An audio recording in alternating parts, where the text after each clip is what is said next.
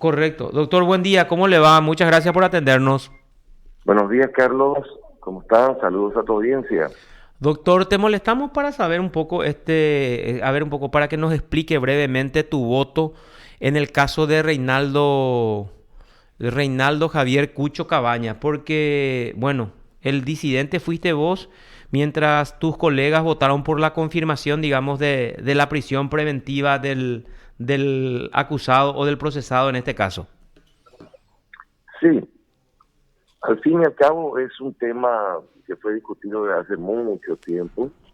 Ya esa normativa que hago referencia en mi voto es la normativa originaria. Cuando entra en vigencia el Código Procesal Penal, el artículo 236 es el artículo que limita al Estado en el rigor con relación a la fuerza que utiliza para mantener vinculado al proceso a un sujeto. El problema se dio en simultáneo con la duración del proceso, pero solamente el sistema político reacciona a la duración del proceso, pero no con relación a la medida cautelar. Debes recordar que cuando en el 2003 empiezan ya a la alta posibilidad o probabilidad, en este sentido, de que las causas se extinguieran, entra en escena la ley Camacho. No hubo igual reacción con respecto a la prisión preventiva que está reglamentada en el artículo 236. Y el artículo como tal nunca fue modificado. En síntesis, tenemos una norma que le obliga al Estado a tener que prestar en libertad a una persona sometida a proceso en un tiempo máximo, que en este caso es el de 2 años. Por supuesto que por debajo de los 2 años se activa también la misma fórmula que está prevista en el artículo 236 y que tiene que ver con la pena mínima para hechos punibles por debajo de ese máximo. Ujú. Entiéndase 6 meses, entiéndase un año, y por lo tanto el mensaje que la ley le envía al sistema de justicia es: no abusen de la prisión preventiva. La crítica que se le hace al artículo, para mí, eh, finalmente equivocada, es que existe una contradicción entre el 230, en el mismo artículo 236, cuando hace referencia a pena mínima o durar más de 2 años. Entonces, lo que creo que la corriente que sostiene que hay contradicción no considera que la Constitución lo que hace en el artículo 19 es prohibir que la prisión preventiva supere un límite legal, un límite constitucional. Lo que la Constitución no prohíbe es que la ley regule de mejor manera el rigor con que dentro del proceso penal se tiene a determinado tipo de imputados con medidas que afectan la libertad de las personas. Ahora, si la necesidad, habiendo monitoreado los procesos, tal como se hizo para haber modificado el artículo 136 que determinaba la duración, ameritara que por determinado tipo de indicadores, entre ellos chicanas judiciales, entre ellos dilaciones, entre ellos mora, pues entonces habría que volver al origen constitucional y simplemente modificar el 236 y dejar como plazo máximo desde el punto de vista constitucional y legal la pena mínima que hubiera de corresponder. Ujú. Pero tampoco la pena mínima es una solución, porque se habrán percatado que en numerosos casos se han planteado habeas corpus, se han planteado compurgamiento de pena mínima, porque al fin y al cabo el problema radica en la falta de interacción entre los poderes del Estado para trazar un mapeo, hacer un mapeo de las circunstancias que obstaculizan la progresividad procesal y en consecuencia eliminar cuellos de botella o nudos que impiden la progresividad y la toma de una decisión judicial en un tiempo razonable dentro del tiempo legal, que hoy en realidad se vuelve una circunstancia bastante particular, dado que la ley Camacho permite la suspensión de los plazos, interines sustancia en incidentes, excepciones o recursos hasta que la causa vuelva a origen. Claro, claro. Ahora, Doctor, ahora para entender, a ver un poco, porque los que nos masticamos los términos jurídicos o estos, para que podamos entender bien, en todos los casos, esa pena no puede durar más de 2 años según el 236, entonces. Es así, Carlos. El mensaje que envía la ley Mm, es ese. mm, La ley no puede ser considerada inconstitucional porque lo que la Constitución determina son límites superiores, no límites inferiores. Si la ley regula de mejor manera un derecho, con garantía, por supuesto, que eso no puede ser tildado de inconstitucional. ujú, Lo que yo creo es que si hay necesidad, como nos percatamos en algunos casos de crimen organizado, de delitos de gran envergadura, narcotráfico, etcétera, o asaltos muy graves, yo creo que hay que enviarle un mensaje al legislativo, que fue el autor de esa norma, y consecuentemente decirle, como se están haciendo actualmente ante circunstancias que ameritan una modificación concreta y no esperar que termine la Comisión de Reforma toda una tarea de revisión integral de los códigos. ujú. Yo creo que si hoy necesitamos aplicarnos un antiinflamatorio, pues me tomaré el antiinflamatorio y esperaré el tratamiento largo, pero eso no impide que yo ya pueda paliar en algo, alguna dolencia que tengo. Entonces, una modificación del 236 es muy simple. Y con eso entonces se ayuda al operador de justicia a cumplir estrictamente la ley y la Constitución. Bueno, ahí lo que quiero entender, porque, a ver, tengo el 236 a mano y habla de la proporcionalidad de la privación de libertad. Y dice, la privación de libertad durante el procedimiento deberá ser proporcional a la pena que se espera. Tiene que ser proporcional. Dice el primer punto. En ningún caso podrá sobrepasar la pena mínima prevista para cada hecho punible en la ley ni exceder del plazo que fija este código para la determinación del procedimiento o durar más de 2 años. Si mi expectativa de pena es de 5 a 15 años como mínimo, vamos a suponer, en asociación criminal, nomás lo en la ley 1340, es de 5 a 15 años. Entonces, mi pena mínima es de 5 años y mi pena Sí, máxima puede llegar a 15 años. Entonces, lo que quiero llegar a entender, ¿por qué no puede durar más de 2 años mi prisión preventiva? Si mi pena mínima también habla de 5 años. claro, y desde ese punto de vista, Carlos, vuelvo a repetir, el legislativo ha determinado que como medida cautelar, que es diferente a la pena, Mm, la medida cautelar tiene por objeto sujetar a un proceso al individuo que se encuentra vinculado como sujeto pasivo de ese proceso, ujú, es decir, la persona a la que se le atribuye haber cometido un hecho punible. El Estado, a través de uno de sus poderes, ha dicho, muy bien, podemos decretar, porque la prisión preventiva, cuando cumple los presupuestos de la misma, es una medida cautelar, es útil para mantener vinculado al proceso. mm, Ahora bien, como la ley, el Código Procesal Penal, entró en el 99, plena vigencia en el 2000, vuelvo a repetirte, en aquel momento se pensó también que todo debía terminar en 3 años con una sentencia firme y ejecutoriada. sí. Por lo tanto, no es de extrañar que el Código se haya puesto también o haya puesto como límite a la agencia de persecución, al Poder Judicial, que la prisión preventiva no podía durar más de 2 años. Volviendo al punto de la constitucionalidad de este tema, repito, la pena mínima a la que hace referencia la Constitución es el límite superior. Es decir, en ningún caso se podrá superar, pero la Constitución no prohíbe que el Estado analice si está o no abusándose de la prisión preventiva. Debemos recordar ya que en el 2000 las cárceles estaban bastante llenas Mm, y luego se llenaron más. mm, Entonces, ahora hasta la propia Corte Suprema envía mensajes para que no se abuse de la prisión preventiva.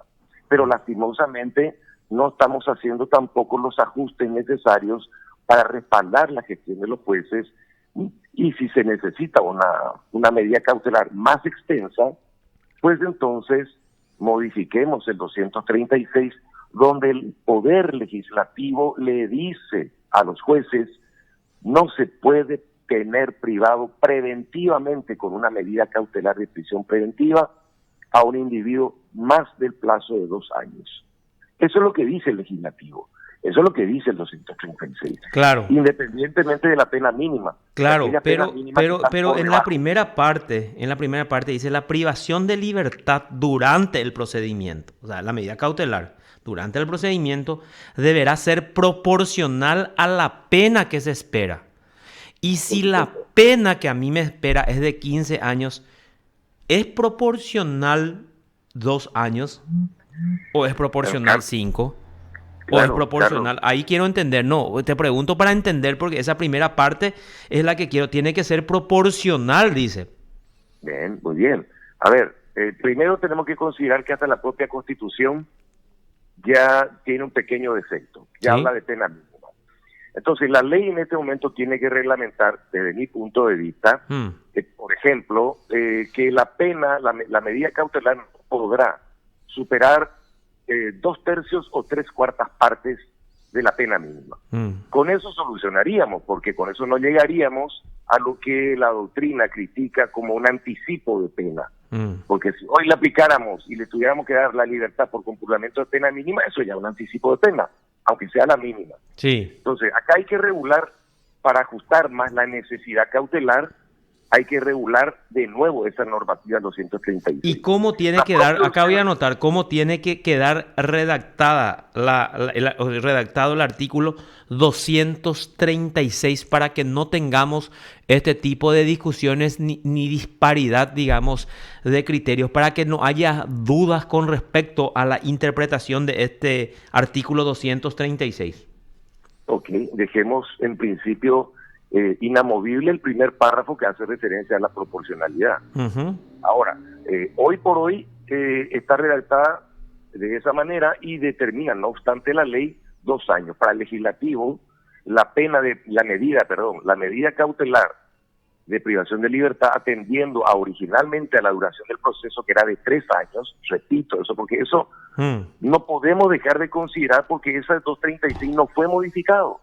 Sin embargo, el 136 sí fue modificado, la duración del proceso. Se llevó a 4. Entonces, claro, el legislativo determinó, podemos debatir si 2 años en un homicidio, en un asalto, es proporcional o no. O sea que habría que tasar más o menos entonces.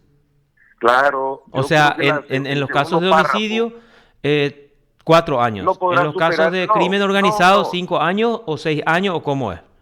No podrá superar 2/3 o 3/4. O sea, una fórmula de porcentuales que tendrá que evaluar una comisión técnica, ¿verdad? Que es lo mejor. Entonces, si estamos hablando de 2/3 o 3/4 de una pena de 5 años, nos acercamos a los 5, pero no llegamos a los 5. Como medida cautelar, si se requiriera, pues entonces podríamos mantener privado de libertad al sujeto máximo ese tiempo. Y para ese tiempo ya deberíamos tratar de trabajar con otras etapas del proceso y con otros problemas del proceso, para que realmente un individuo que pueda haber sido condenado, pues todavía podamos sujetarlo hasta que quede firme esa resolución.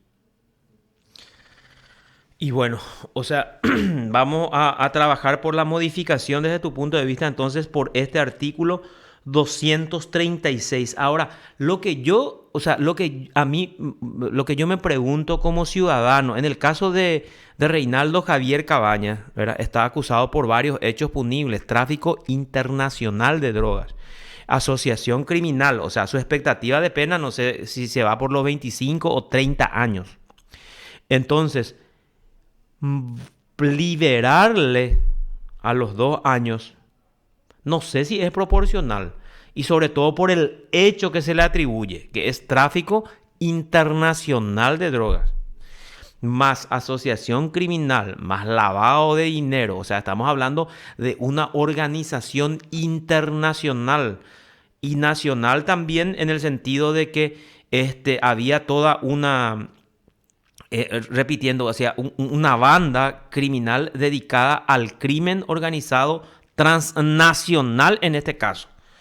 Fantástico. Y le vamos a liberar Carlos. a los 2 años. O sea, a mí no se me cruzó por la mente en ningún, te cuento, o sea, como ciudadano común y corriente, ni se me cruzó por la mente de que el señor Cucho Cabañas ya pueda recuperar su libertad, por ejemplo.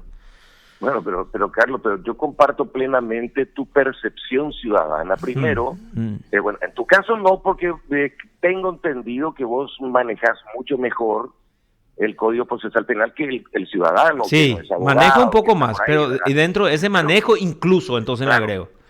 pero entonces me preocupa porque una mirada Ah, desde ese punto de vista, con esa perspectiva, me sitúa simplemente en que en realidad la mirada autoritaria sigue siendo la mirada que necesita que un ciudadano esté preso para que esté presente en su juicio. Esa mirada es la que se pretende revertir, y no lo digo solamente yo, lo dijo la Corte Suprema en la nueva acordada que reglamenta la aplicación de medidas cautelares. Yo te invitaría a que leas la exposición de motivos de la acordada y eso te permitirá reflexionar acerca de cómo tenemos que evitar el abuso de la prisión preventiva. no, Que claro. Reinaldo Cabañas pueda ser acusado por los delitos más graves que vos menciones, o cualquier otra persona, para no estar utilizando solamente este caso, no implica que nosotros tengamos que desoír una normativa que no ha sido modificada. Si la ley está vigente, es entonces lo que insisto, que si las unidades de persecución, la propia Corte Suprema de Justicia, que tiene iniciativa legislativa, entiende en coordinación con otras unidades del Estado, con otros poderes del Estado, que esta norma es hoy insuficiente, ¿cómo fue analizada para modificar el plazo de duración del proceso? Entonces yo me pregunto, ¿por qué hoy se mantiene ese artículo con esa redacción? ¿Por qué ese artículo no es simplemente modificado de un plumazo y con ello permitimos que los jueces cumplan a cabalidad con la normativa que proviene del legislativo? En síntesis también, si quisiéramos respaldar más esta situación, ¿de dónde sacamos una interpretación en mala parte, ¿verdad?, que está prohibida por el artículo 10 del Código de Procedimientos Penales para agravar la situación de los ciudadanos? Acá para mí, cualquier ciudadano no puede ser discriminado para que yo rompa el principio de legalidad y diga, no, a mí en realidad, usted por ser como es, ¿verdad?, por el peligro que representa, yo no voy a cumplir la ley. Entonces yo creo que acá tenemos que coordinar los esfuerzos, coordinar las inteligencias y por supuesto permitir poner nuevamente a la vanguardia en nuestro país en la protección de derechos humanos y sobre todo ser fieles cumplidores de la Constitución. Conste que la normativa puede ser mejor que la Constitución. Claro, y ahí vamos a entrar en la discusión otra vez, así como bien lo dijiste vos, ¿sí? Velemos por la protección de los derechos humanos, pero también por los derechos humanos de las víctimas. O sea, acá estamos hablando de una organización criminal estructurada a nivel internacional. No estamos hablando de un ciudadano cualquiera o de un ciudadano que enfrenta un proceso, no sé, por estafa, o un ciudadano que afronta un proceso por homicidio culposo, sino estamos hablando, repito, de una estructura criminal. No Ajá. solamente a nivel nacional, sino a Claro, nivel Carlos. internacional. No es lo mismo tenerle al banquillo de los acusados que a Cucho Cabañas, que al que robó, no sé, por decirte, en el supermercado, o que le estafó a varias personas. ¿Verdad? Por supuesto, Carlos, pero Sí. ¿en qué cambia? ¿En qué cambia lo que acabo de decirte? Vos te habrás dado cuenta que los colectivos, por ejemplo, feministas, Mm, los colectivos de mm. protección de niños, están modificando concretamente, están planteando la modificación y lograron la modificación de artículos referentes al aumento de pena, por ejemplo, y de penas mínimas Mm, para determinado tipo de agresores. sí, Eso es el esfuerzo de la ciudadanía que estima, yo puedo no compartir todo, pero digamos, el esfuerzo ciudadano para enviar al legislativo un mensaje diciéndole, en estos casos, por favor, presten atención.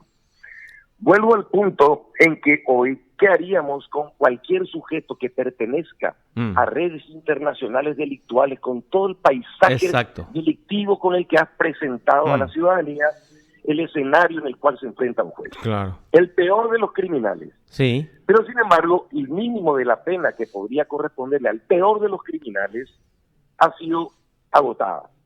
Con tu criterio, no importa que haya agotado la disposición constitucional de la pena mínima porque pertenece al paisaje delictivo más atroz que azota al mundo o a la región.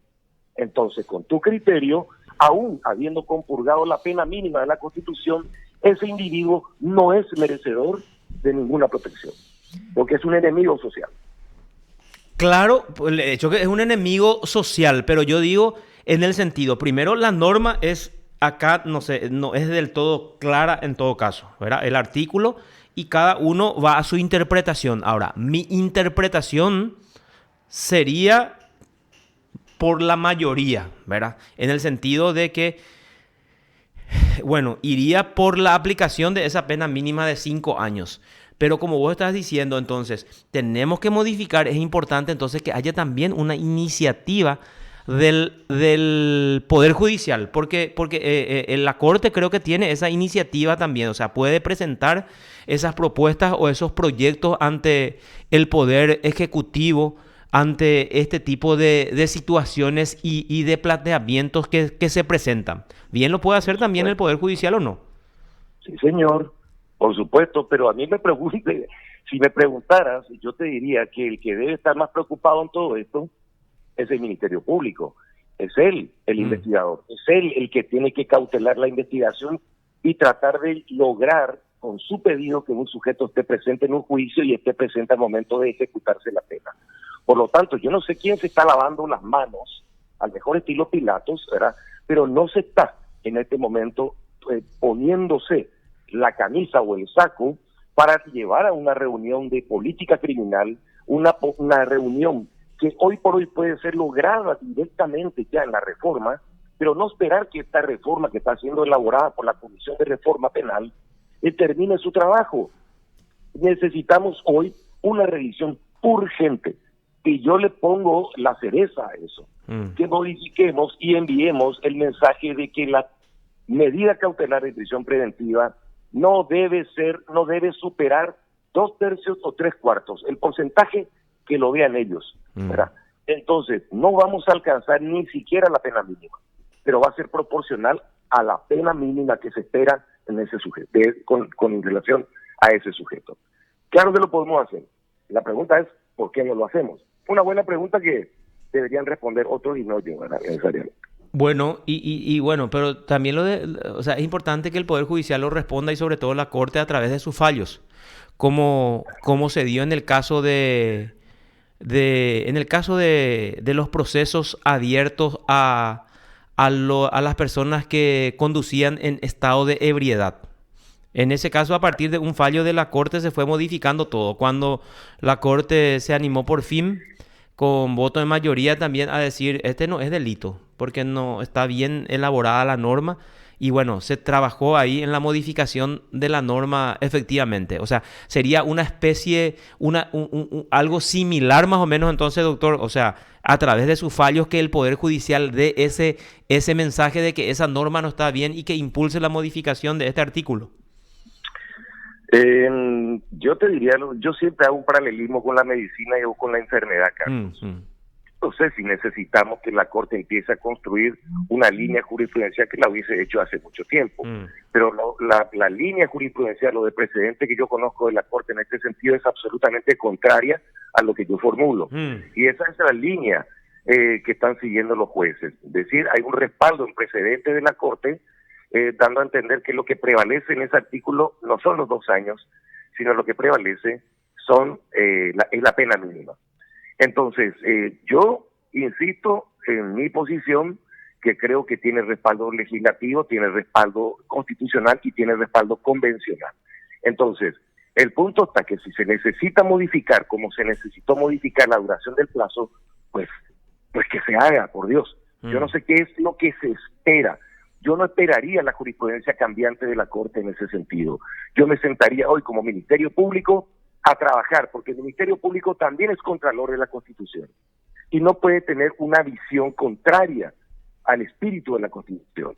Entonces, yo me pregunto, Acá hay un pasapelota con un partido que nunca termina porque nos pasamos jugando pasecitos en el medio de la cancha. Entonces, o chutando para la gradería.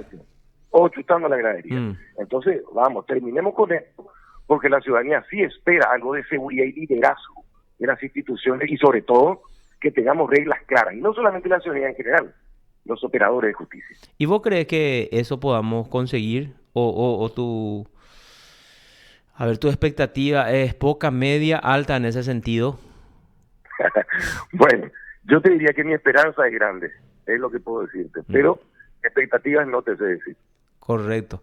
Doctor, muchísimas gracias por este contacto. Siempre es un gusto enorme hablar contigo como conocedor del derecho y bueno, resalto tu trayectoria y tu honestidad dentro de la administración de justicia. Por eso tus fallos o tus decisiones son creíbles, porque de lo contrario la gente ya hubiera, si venía de otros jueces o de otros magistrados, ya iba a generar sospechas. Sin embargo, en tu caso y muy pocos, bueno, no se genera esa situación y eso es muy importante y bueno, quiero destacar en esta conversación contigo en ese sentido.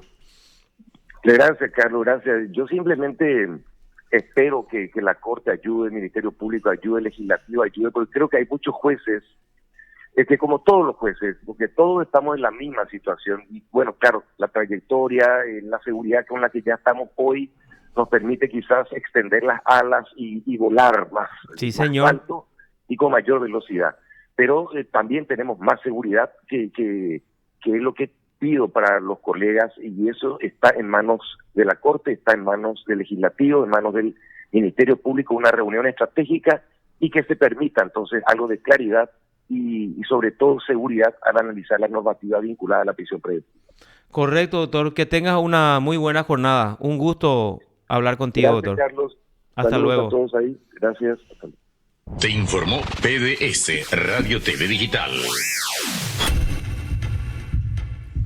Pedro Mayor Martínez, integrante del Tribunal de Apelación en lo penal de Asunción de la Primera Sala. Bueno, él dice, bueno, modifiquemos entonces el artículo 236 del Código Procesal Penal, que habla de la proporcionalidad de la privación de la libertad. De esta forma argumenta o justifica su voto a favor de levantar esa prisión preventiva que pesa contra el procesado Reinaldo Javier Cucho Cabañas.